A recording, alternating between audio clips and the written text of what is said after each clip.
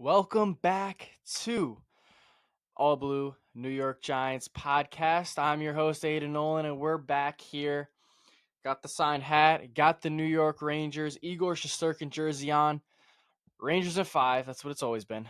Uh, Awful Knicks loss yesterday, but other than those two New York teams, we're going to be talking about the best New York team that there is, and we're talking about the New York Giants, of course. Long time no see, of course. It is what it is. We're back for the summer.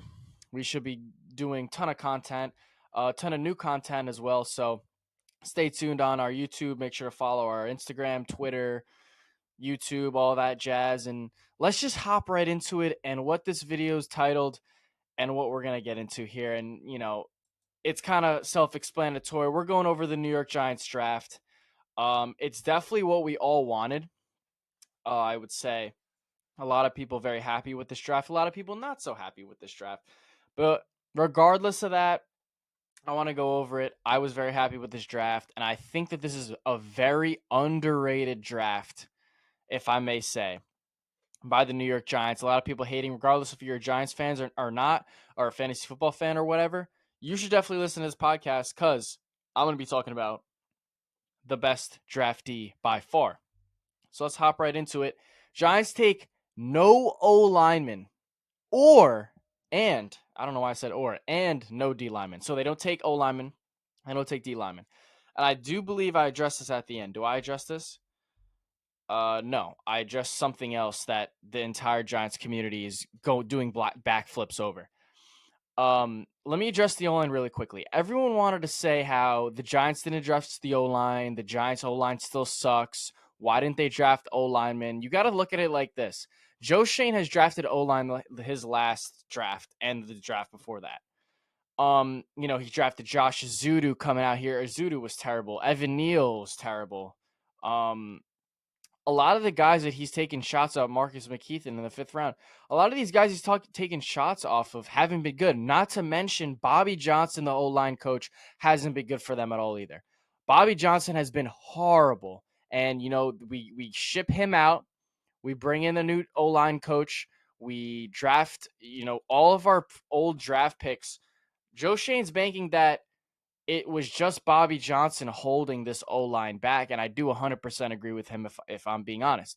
Bobby Johnson didn't help. However, this season will determine a lot of careers for a lot of New York Giants players. It will determine how we view Evan Neal. Obviously, Evan Neal had an awful season last year. He also did not address the fans in a very nice way, called us, burger flippers and whatever. So Evan Neal is on his thinnest of ice. And this train ride could end in training camp if, Illuminor beats him out at right tackle. Obviously, this whole, O-line situation has been a carousel, and Joe Shane has addressed it, not really entirely. If you want to look at Talking Giants, shout out Talking Giants really quickly. Send some stickers. Go listen to them if you haven't. But also listen to us because I think it's good to see different standpoints on different views and seeing different Giants podcasts, but they are definitely the top Giants podcast. I personally listen to them, but I think All Blue Giants is a close second. Regardless, shout out to them. They talked about this on their last mailbag pod, and they talked about the O line a whole lot, and I do agree with them there. Joe Shane addressed some of these guys in free agency. Obviously, Ron Runyon and Illuminor. Illuminor is probably the second best O lineman on this team, if I'm being honest. The Runyon contract was all right. They let Ben Bredesen go last season, going into the draft without having a center, getting JMS. If JMS got taken, they would have taken Hyatt at 54, whatever the second pick was. It's going through my mind. But Joe Shane has addressed the O line. Everyone wants to say he addressed O line in free agency, so we're all right. I think part of that too is he still believes in his draft picks. He believes in McKeithen, believes in Azudu. He believes in Evan Neal. He believes that, and if those guys do take a step forward, I think that the Giants O line is definitely in great shape, 100%. So I do think that if that step happens, and we bring in Carmine Brusello, and I think he takes this O line to where it needs to be, not where Bobby Johnson wanted it to be. And I do think we do get a decent, nicely step up. But for now, he hasn't really addressed the O line that much. But anyway, that's what I'll talk about the O line because we didn't take any O line or D lineman. D lineman, I think we have great depth up, and at the end, I introduce a new segment which we'll talk about when we get there. But let's start off with the first pick in the 2024 NFL Draft. Pick 6, round 1, the New York Giants select Malik Nabers, wide receiver, LSU, and the rookies have picked out their numbers for rookie minicamp. So Malik Nabers is currently repping number 9. Graham Gano has the same number. Whole lot of mysteries around that. He did announce in a press conference that he will be changing that number, so no need to stress about that. However, slam dunk pick. I've been preaching this. We did a few draft prospects, and I gave him a great grade. I told you guys, get me Malik Nabers. I was chanting it for months, ever since the Giants took that downhill pace throughout the season. I was like, give me Malik Nabers. We need a wide receiver 1. We need that X guy. You need an explosive guy. The Giants, dead last in 20-plus explosive plays in the past probably 3 seasons, if I'm being real. Malik Nabers comes in here. Such great yak ability. You want to take a look at his college year? Sure. Freshman, all SEC team. Played in 11 games with 6 starts.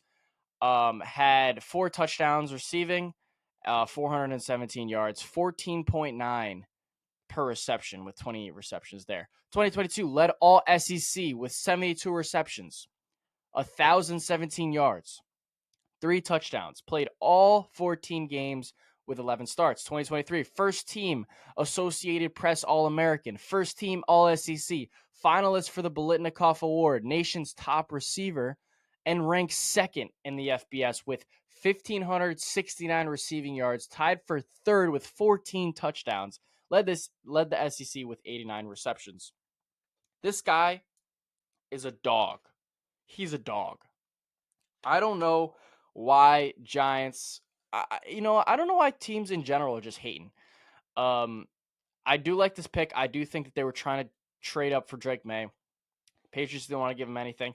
So Malik Nabers is there. You got to take Malik Nabers. Also, JJ McCarthy was there, but, good thing they didn't take JJ McCarthy. I would have flipped out. But Malik Nabers, slam dunk pick. I actually did a report on him as a receiver. Personally, in school, I went over 5 rookie prospects, wide receiver wise, and Malik Nabers was my number 1 guy. All right. Now, this is what I wrote about him. Quote, arguably the most explosive receiver in the draft, Malik Nabers possesses the ability to be a clear-cut X receiver while also demonstrating the qualities of a slot receiver. The former Tiger has shown his remarkable yak possibility alongside crisp route running. Nabers checks off all the boxes a playmaker needs to be a sure thing impact for any NFL team. While he shows off many strengths, there are very few weaknesses, including route separation and a limited route tree. Nonetheless, these reasons shouldn't shy away teams as he is still a receiver to long for. First of all, beautiful words put by myself. Anyway, all of that is true. We want to, I know I don't even have to go in depth with Malik Nabers. This is probably the shortest I should be. He's a sure thing. He's wide receiver 1. He's going to impact this wide receiver core so much in a good way. And we finally get DJ that wide receiver 1. Regardless if you like DJ or not, we get whoever the quarterback is going to be a wide receiver 1. And that is a awesome thing to get. You get your wide receiver 1. You don't have this wide receiver carousel. Darius Slayton being wide receiver 1 the past 4 years. This is an amazing pick. I don't even need to say anything else. The only thing is I'll talk about those 2 weaknesses. Obviously, a lot of college schools, a lot of SEC guys, we saw this for Hyatt. Hyatt as a prospect. Their route tree was very limited route tree, and this could very well impact them as a pro. I don't think it'll impact them as a pro that much. I do think that he'll be able to develop it. We have a great wide receiving coach, and a lot of the prospects just look at Jamar Chase, develop, they're mostly running, as Malik Nabers, he's just running a go route and he just runs right by the guy. And, I'm planning to do a film breakdown on him.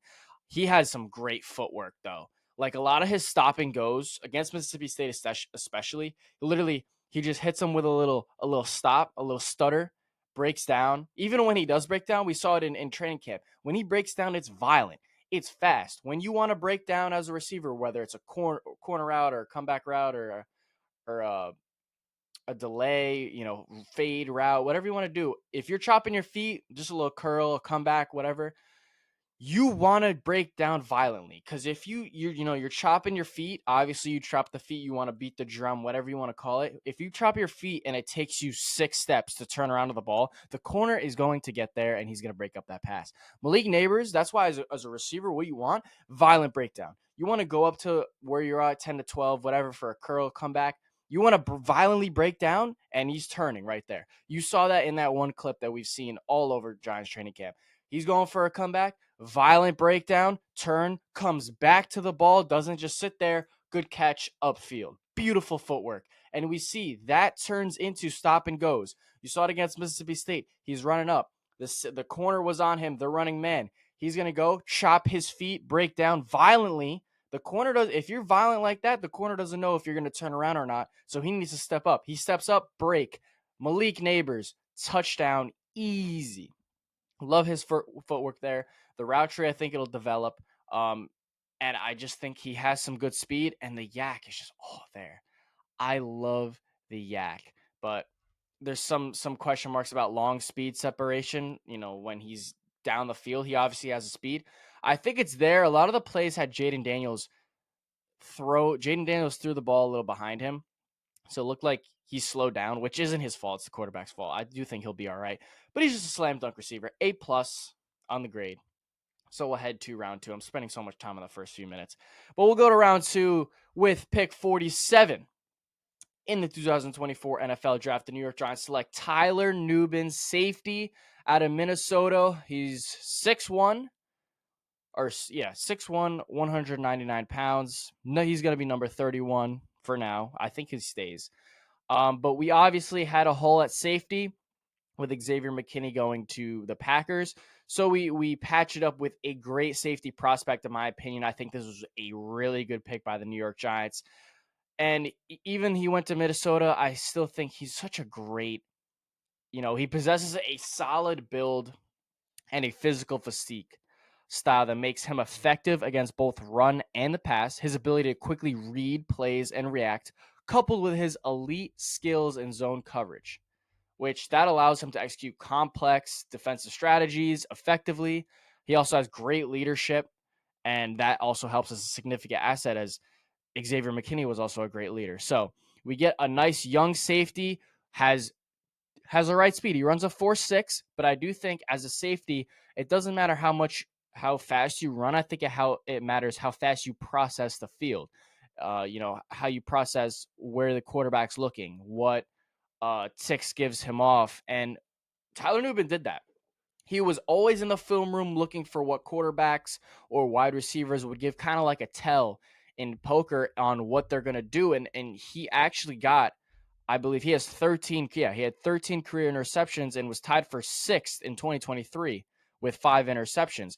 A lot of the interceptions, interceptions could be a misleading stat, but when you go back and you take a look at the tape, Nubin just knows when the ball is getting there. A lot of them he comes down violently and he picks off the ball. This guy lived in the film room looking for tells, and he loved it. And he's a great guy. You listen to him talk. He loves the game of football, and just he's been in college. I believe, yeah, he played all 4 years, but still, he's such a great prospect. I love this pick in round 2. The only things that people will critique is his speed. I do think he does process it, but a 4.6 40 is not the fastest, which could leave him vulnerable. Also, his what do you call it? It could leave him vulnerable trying to crash down a tackle or whatever. I think that he will be able to develop. But I love this pick. I can't say it enough. He's able to cover tight ends. He can cover tight ends. Like I said, 6'1", 199. He can cover tight ends. Great option. I had a review on him on how he was, and he has the potential to be very good for much cheaper than Xavier McKinney too. So I really like this pick. Obviously DBs aren't gonna really blossom year one. They might play very good, but they're not gonna blossom year one. It takes safeties, or it takes DBs 2 to 3 years to kind of get the ground under them and grasp the whole NFL thing. And while we're on the topic of DBs, that's Tyler Nubin, wearing number 31. Originally Matt Breida's number. We'll go ahead into round 3. With the 70th pick in the 2024 NFL Draft, the New York Giants select Andrew Phillips, cornerback out of Kentucky. He'll be wearing number 22, Adoree Jackson's old number. 5'10", 190 out of Kentucky. And I know this pick kind of baffled a few Giants fans. Kind of did. Andrew Phillips wasn't considered the best corner there. You want to take a look at his college stats. 2020 played all 4 games as a reserve, only had 1 tackle. 2021 played 9 games as a reserve, only 3 tackles. 2022 played in all 13 games with 4 starts, had 31 tackles, 1.5 tackles for a loss, and 5 pass breakups. And then his final year in 2023 started all 12 games, 47 tackles, 5 pass breakups, and 1.5 tackles for loss. I think Phillips flashes a toolkit ripe. Pause. Flashes a toolkit ripe with pro caliber traits, twitchy athleticism, fluid hips, and he's a great option for run support as told by his tackles. And I think that he has a quite more of problems than he does positives, but I do think that Jerome Baker can just really get his hands on this guy, and I think that he could be developed into a pretty nice either corner 2, or I think he might be playing in the nickel. I'm not 100% sure. I believe that he was talking about the nickel, if I'm not mistaken. Yeah. He was. So he could be a nickel corner there, because he doesn't really have the height to be on the outside. 5'10", 190. However, I do trust Jerome Baker. I do think that this guy could develop into a nice nickel. Right now, Cordell Flott will be playing corner 2. I think that's his job to lose in training camp. So we could be seeing some of him in nickel, because I believe Darnay Holmes is still on the roster. Took another pay cut, but I'm very interested to see what they do, because one of our biggest holes, I believe, coming into this season we were talking about was safety and running back. And the Giants actually addressed both in the draft. But I do really like this pick. I'm gonna give this a B minus, on the pick. A plus, B minus. Solid. He could develop. He has the traits. He just has some negatives that you gotta worry about. I could take a look. Let me get his. Let's see. Oh, some question marks loom over his innate ball instincts and the polish of his open field tackling, a tandem of traits paramount in the turnover thirsty NFL. He has never really dominated consistently, and his tape betrays moments of hesitancy and susceptibility to being outmuscled by bigger receivers. So he definitely has to bulk up a little bit. 190, 5'10. That's why he's not on the outside. Tackling question marks, but he can give you some run support there, but he just has to wrap up and tackle. A lot of the times you just see him kind of just throwing his hands out.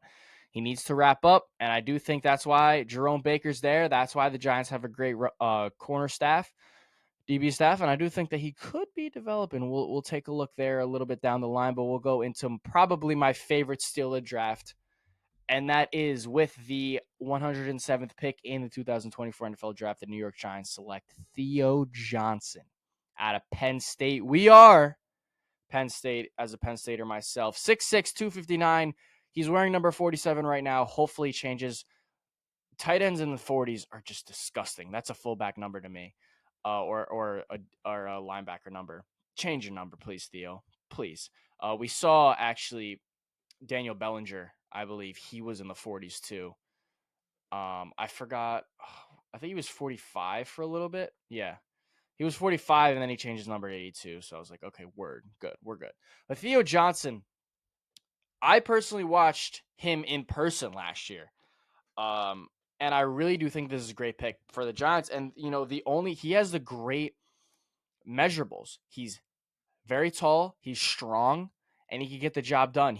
Is a great blocker. So regardless of the Darren Waller situation, he can block, and he can also has very good route running for a huge tight end. Has great route running. A lot of times the Penn State offense was so weird, such a weird offense. Drew Aller has to try and develop into something better. With Keandre Lambert Smith there, he transferred to Auburn, so now we'll see what Penn State does. But Theo Johnson was open a lot of the times. It's just Penn State didn't really kind of mold their offense around Theo Johnson. He was more of like a check down guy. He got occasionally a few throws there last year. I believe he finished with 716 yards. I thought it was. Oh no, I'm looking at the wrong guy. Wrong guy.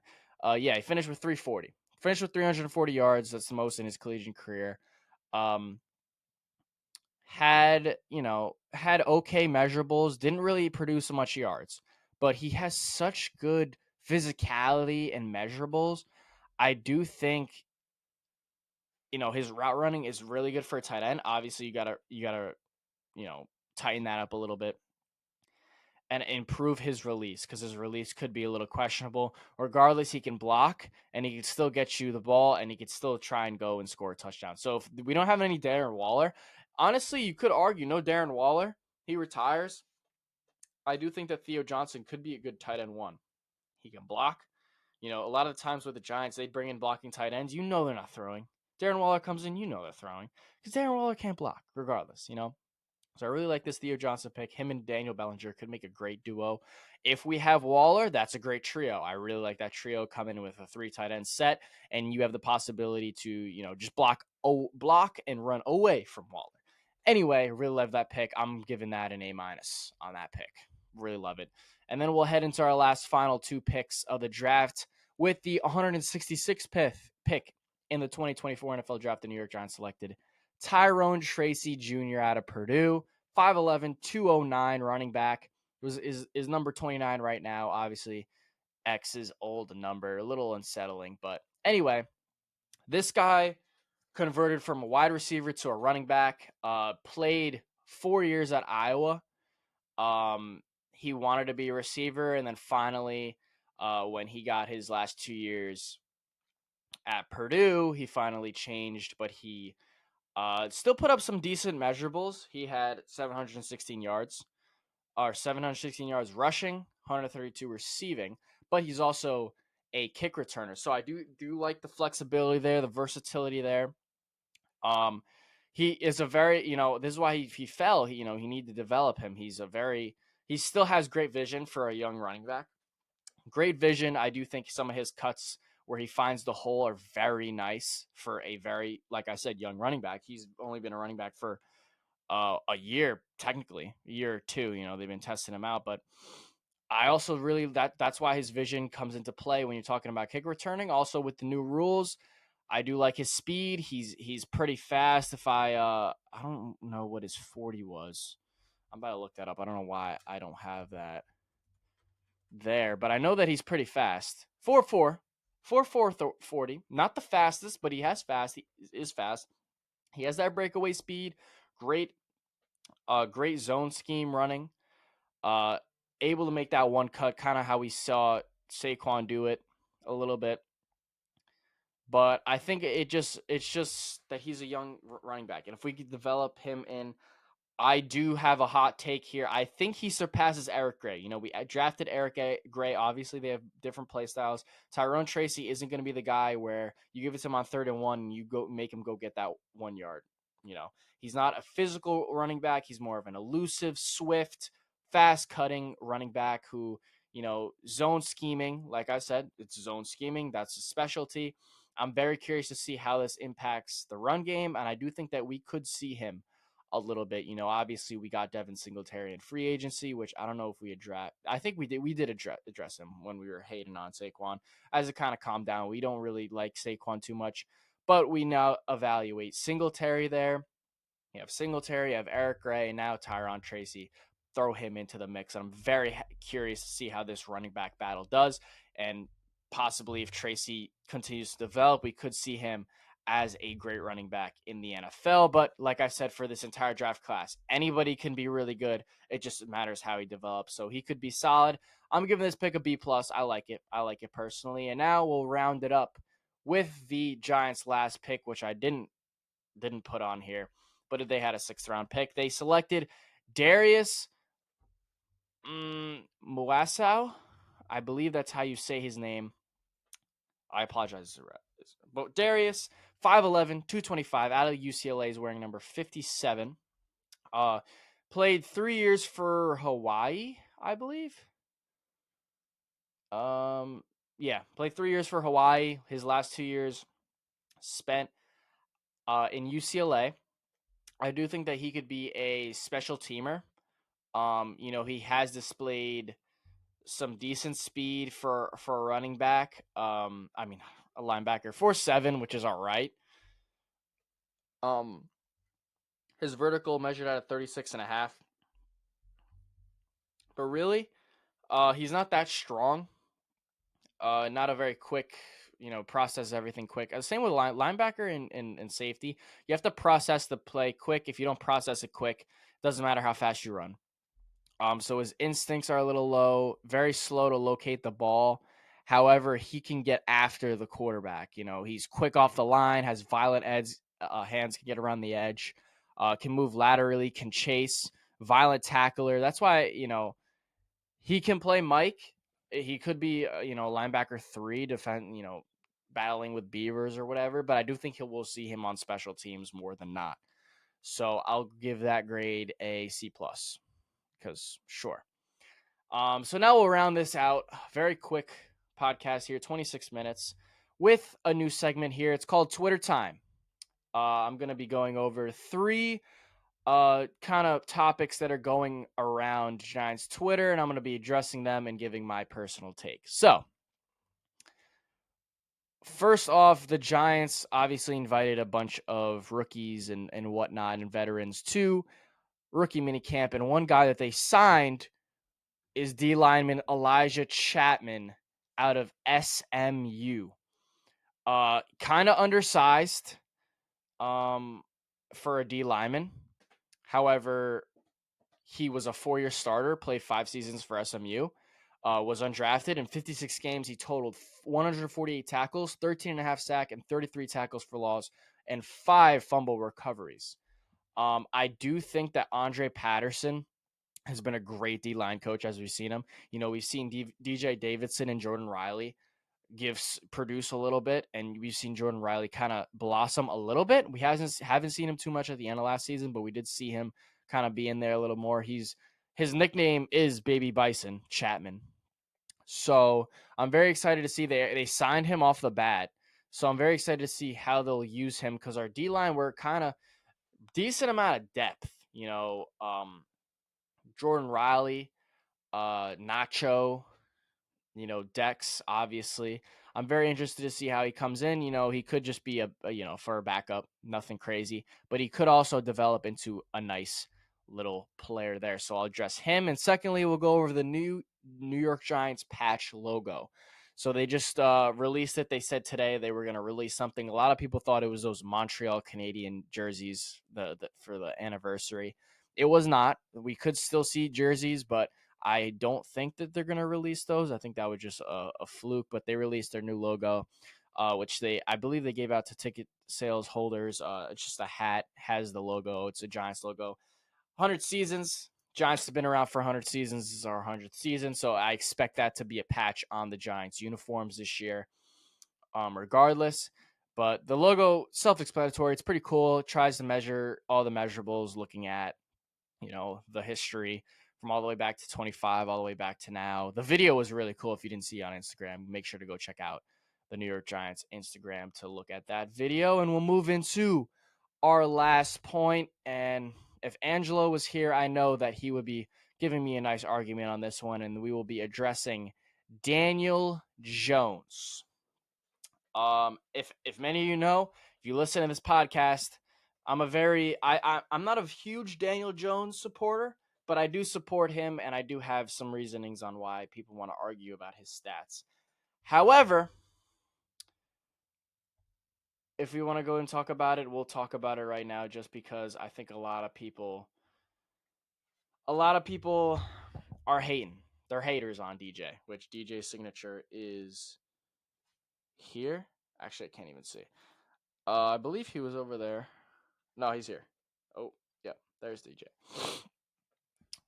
Um. Okay, here's what I'm gonna say about DJ this year, and I don't want to touch it on that much. We finally get a wide receiver one. A lot of people are like, "Oh, he's just gonna hold him back. He doesn't throw deep." Blah blah blah. We've seen him his rookie year. He pulled the trigger a lot his rookie year. 24 touchdowns. The coaching staff, regardless, ruined him. If he sucks this year, I still stand by the coaching staff ruining him. No weapons ruining him, and O lineman ruining him. Obviously, last year he played terrible. The O line sucked, but he didn't hold his own. Obviously, he didn't play good. You want to take a look at leaders. Leaders as quarterbacks supposed to elevate the talent around them. I understand that. I progress that. Okay, the O line sucked regardless.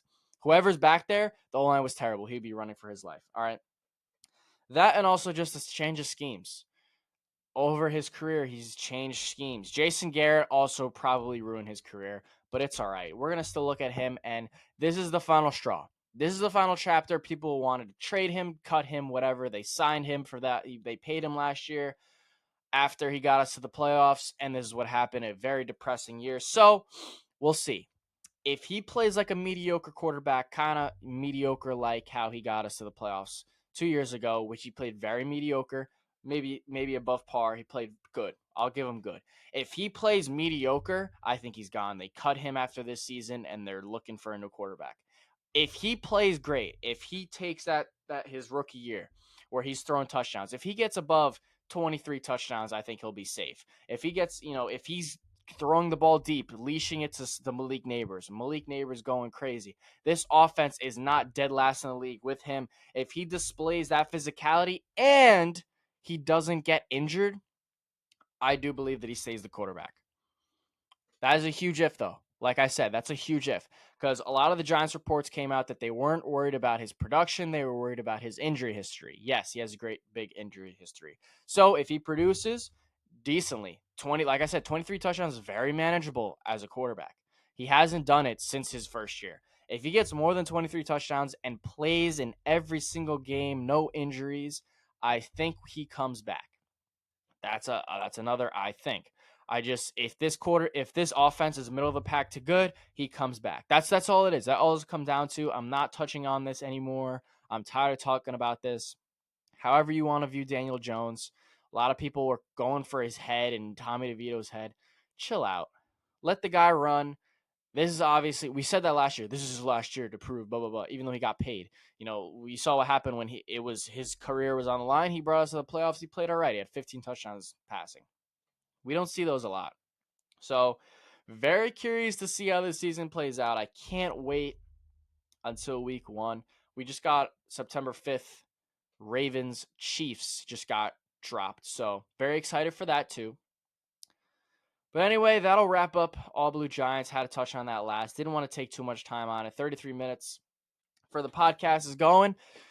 So I will be back with probably a Malik Neighbors draft breakdown. A film breakdown. I want to do that, and then we'll probably go into draft or camp battles. But we'll go into that a little later. But thank you all for listening. Make sure to sub to all of our channels: Instagram, Twitter, YouTube, TikTok.